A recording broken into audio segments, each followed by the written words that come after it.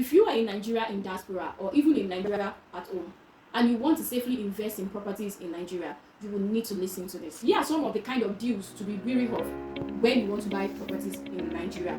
Number one, you want to buy a property and they are giving you a long-term payment plan, a very outrageously long-term payment plan. Then you need to be careful. The reason is that except it is on a mortgage structure, a true long-term payment plan in the present Nigeria economic situation is unrealistic because it can be affected by inflation, and also the developer can run out of cash and they can be unable to deliver the project. So you need to be careful for too long-term payment plan, like when you hear them saying 10 years, 15 years payment plan when it is not on a mortgage structure.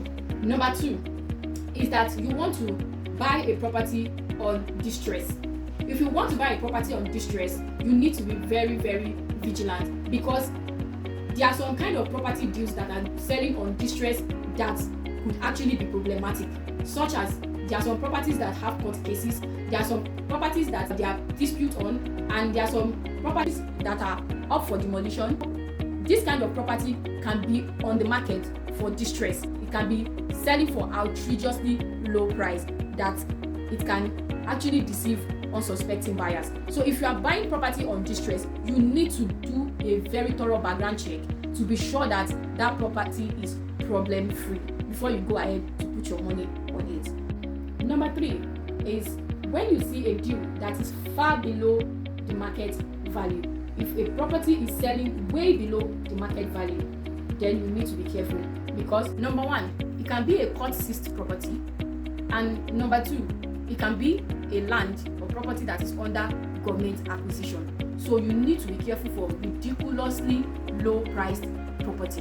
Now that means you need to do your due diligence and try to know the market value of property that you want to buy. Try to know the market value obtainable on the property that you want to buy.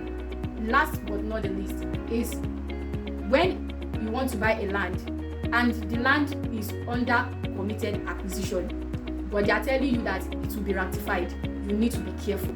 Once you go and check, you go and do the land information on whatever land you want to buy, and it is proven that it is under government committed acquisition, you need to be careful because having the hope that the government is going to ratify that land and release it to you might be shaky. That hope can be shaky and you might end up losing that land.